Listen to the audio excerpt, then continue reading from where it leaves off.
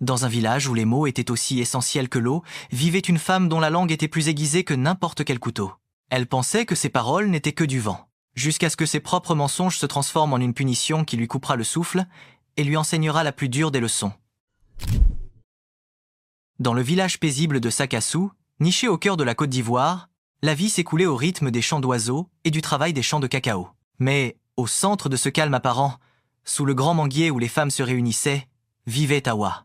Jeune et vive, elle avait un don, ou plutôt un défaut, une langue acérée qui ne laissait rien passer. Chaque matin, ses yeux perçants captaient le moindre détail, et sa bouche répétait chaque rumeur qu'elle entendait, sans jamais mesurer les conséquences.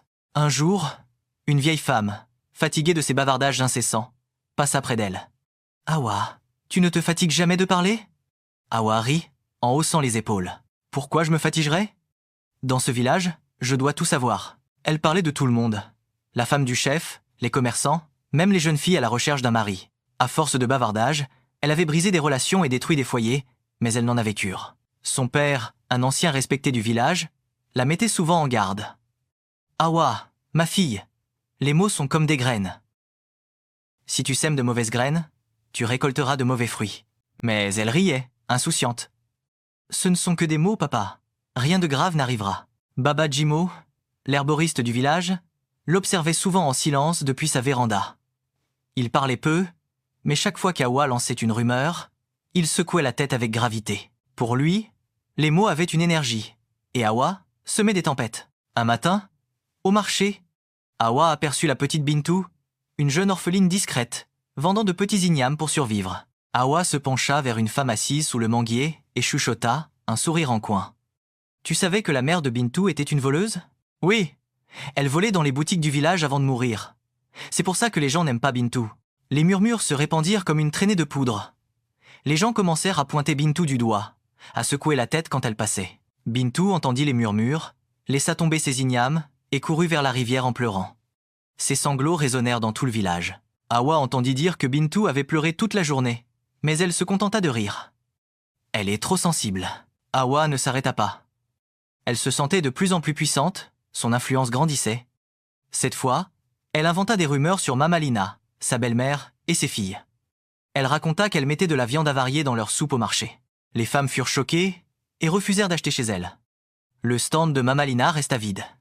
Partout, les gens murmuraient dans son dos. Les larmes aux yeux, Mamalina alla voir Awa. « Pourquoi fais-tu ça ? Mes filles et moi travaillons dur. Pourquoi inventer de tels mensonges ?» Awa croisa les bras. « Je ne fais que répéter ce que j'entends. » Mamalina la regarda longuement, les yeux remplis de tristesse et d'une déception plus profonde encore. Puis elle tourna les talons et s'en alla, le cœur lourd. Cette nuit-là, Awa entendit des chuchotements sous sa fenêtre. Ils étaient faibles, mais très clairs. C'étaient ses propres mots qui revenaient, des échos de ses rumeurs. Le lendemain matin, Awa se réveilla avec une sensation étrange. Ses lèvres étaient légèrement gonflées. Elle n'y prêta pas attention et retourna sous le manguier, avide de nouvelles rumeurs. Là, elle raconta que tonton Youssouf, un ancien du village de Sakassou, voyait une autre femme en secret. Puis elle ajouta que l'ex-femme du chef avait volé de l'or au palais avant de disparaître. Mais à chaque commérage, ses lèvres devenaient plus lourdes et enflaient davantage. Les gens commencèrent à remarquer « Est-ce qu'Awa est malade ?» Ses lèvres grossissent. Mais elle riait encore, refusant d'y croire. Un jour, alors que tout le monde la regardait avec curiosité et une pointe d'inquiétude, une femme s'approcha. « Awa, qu'est-ce qui est arrivé à ta bouche ?» Awa toucha ses lèvres. Elles étaient grosses et pesantes. Son cœur s'accéléra, mais elle fit semblant de ne pas s'en inquiéter. Elle rit, un rire forcé qui sonnait creux, et s'éloigna. Pourtant, les chuchotements continuaient, plus pressants cette fois. « Est-ce qu'elle est malade ? Regarde sa bouche !» Awa prit peur. Elle couvrit sa bouche avec un foulard et rentra précipitamment chez elle. Une fois dans sa chambre, elle ferma la porte à clé, retira lentement le tissu et se regarda dans le miroir. Ses yeux s'écarquillèrent d'horreur. Elle poussa un cri et fondit en larmes. Ses lèvres avaient grossi de façon inquiétante, déformant son visage. En les touchant, elle sentit leur lourdeur, leur étrangeté. « Qu'est-ce qui m'arrive ?» murmura-t-elle, bouleversée, les yeux remplis de peur. Son père, l'ancien respecté, entra dans la pièce, attiré par les cris.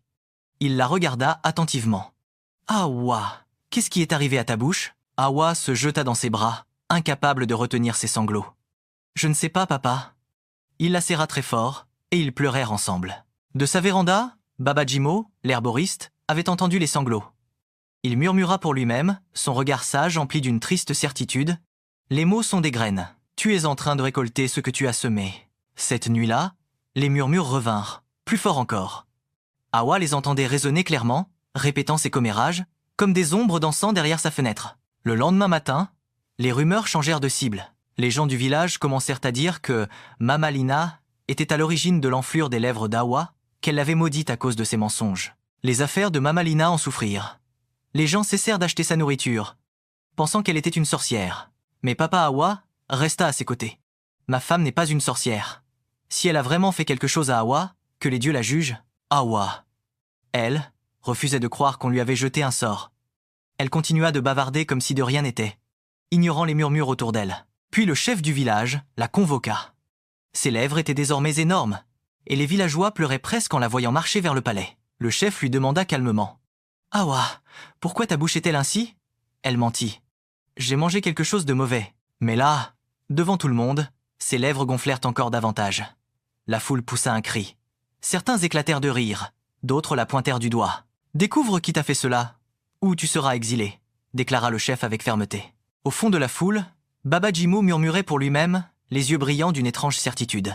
Cette nuit-là, les murmures devinrent encore plus puissants, faisant trembler les fenêtres et appelant le nom d'Awa sans cesse.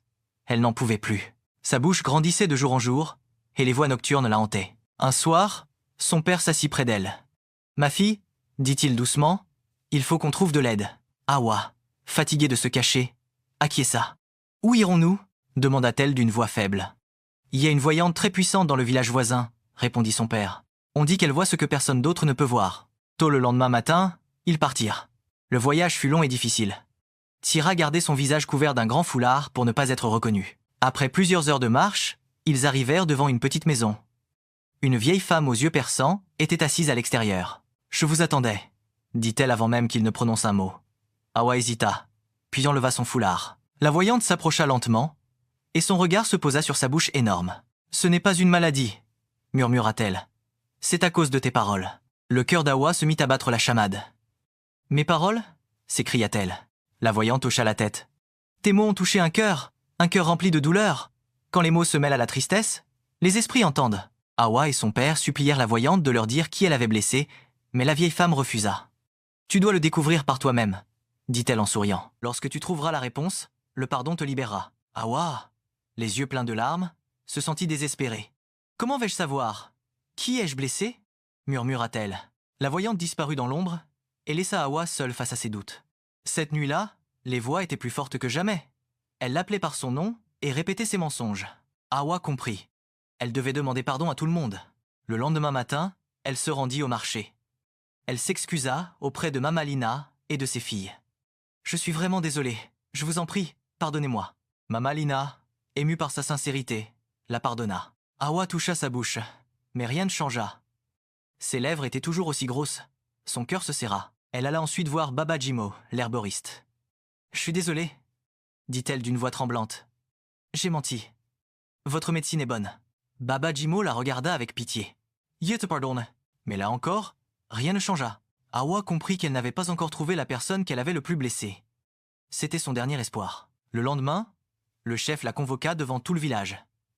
Awa se tenait au milieu de la foule, son visage couvert, le cœur lourd. Le lendemain matin, le grand jour arriva enfin. Les villageois se rassemblèrent sur la place. Le chef convoqua une réunion. « Cela doit cesser » cria-t-il. « Qui a causé cela à Awa? Qui lui a fait ça ?» Les villageois murmurèrent entre eux. Certains accusaient Mama Lina, d'autres Baba Jimo, mais personne ne connaissait la vérité. Awa se tenait au milieu de la foule, le visage couvert, le cœur lourd. Son père était à ses côtés, lui tenant la main fermement. « Nous trouverons la vérité » lui murmura-t-il. Soudain, une petite voix s'éleva à l'arrière de la foule. Tous se retournèrent. Baba Jimo, l'ancien herboriste, s'avançait lentement. Il tenait un petit tissu noué entre ses mains, brun et un peu sale. Les villageois commencèrent à chuchoter. « Qu'est-ce que c'est? Pourquoi Baba Jimo a-t-il ce tissu ?» Jimo ne dit rien. Il marcha droit vers le chef et lui tendit le morceau de tissu. Le chef l'examina attentivement. Ses yeux s'écarquillèrent. « À qui appartient ce tissu ?» demanda-t-il. Baba Jimo leva lentement sa vieille main et pointa une fille au regard triste qui se tenait discrètement au fond de la foule. C'était Bintou. Bintou s'avança lentement. Elle tremblait. Les larmes remplissaient ses yeux. Le chef leva le tissu. « C'est... à toi ce tissu ?» demanda-t-il.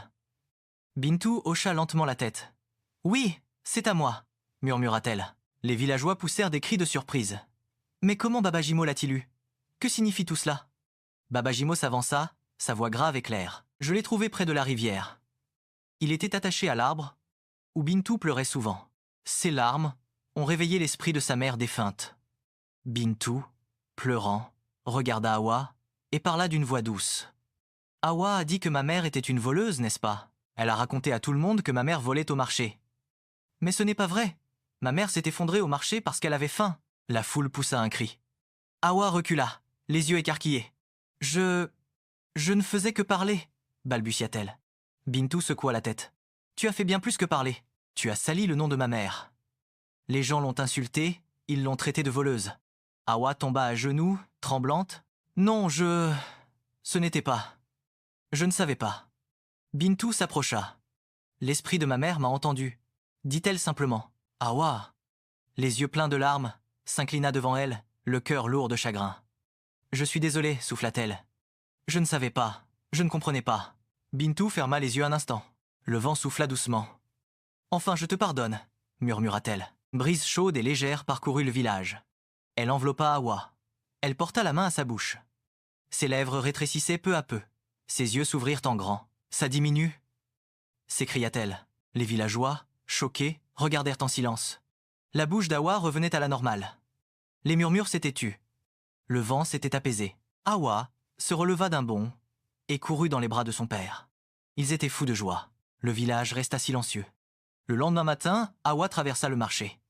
Sa bouche était redevenue normale. Les gens la regardaient mais ne chuchotaient plus. Certains lui faisaient même un petit sourire. Elle alla droit vers le stand de Mama Lina. « Je suis désolée, » dit-elle d'une voix douce. « Je vais vous aider à vendre aujourd'hui. » Mama Lina et ses deux filles lui sourirent et lui ouvrirent les bras. « Sois la bienvenue, ma fille. » Elle alla ensuite voir Baba Jimo. « Je suis vraiment désolée pour tout, » dit-elle. Il hocha la tête et lui tendit un petit sachet d'herbe. « C'est pour ta bonne santé, » dit-il. Elle le remercia. Plus tard, Awa chercha Bintou partout, mais ne la trouva nulle part. Finalement, elle retourna s'asseoir seule sous le grand manguier. Elle écouta le vent et murmura doucement. « J'ai compris la leçon maintenant. Je n'aurais jamais dû me mêler de ceux qui ne regardaient pas et encore moins inventer des histoires sur les gens. » Le vent souffla doucement et pour la première fois depuis quelques semaines, elle se sentait en paix. Cette histoire nous enseigne que les mots ne sont pas inoffensifs. Contrairement à ce qu'Awa pensait, un mot n'est pas juste un mot. Il a un poids, une force, capable de construire ou de détruire. Les rumeurs, les mensonges et les commérages peuvent blesser les gens et avoir des conséquences imprévisibles et souvent graves. La véritable force réside dans la compassion et le respect. Awa a découvert que le pouvoir qu'elle croyait avoir en parlant des autres était une illusion. Sa vraie force est apparue quand elle a demandé sincèrement pardon, en réparant le mal qu'elle avait fait. La guérison d'Awa n'est pas venue de la voyante ou d'un sort magique, mais du pardon de Bintou. C'est le pardon qui a brisé la malédiction. Enfin, l'histoire nous rappelle que la vérité finit toujours par éclater au grand jour. Le secret d'Awa ne pouvait pas rester caché, car la vérité a une force qui lui est propre. C'est la fin de la vidéo de Le Griot Africain. J'espère que vous avez passé un bon moment. Si c'est le cas, un petit j'aime, ça fait toujours plaisir. Et si vous voulez qu'on se retrouve dans une prochaine vidéo, abonnez-vous et activez la cloche pour être prévenu. On se dit à demain pour une nouvelle vidéo.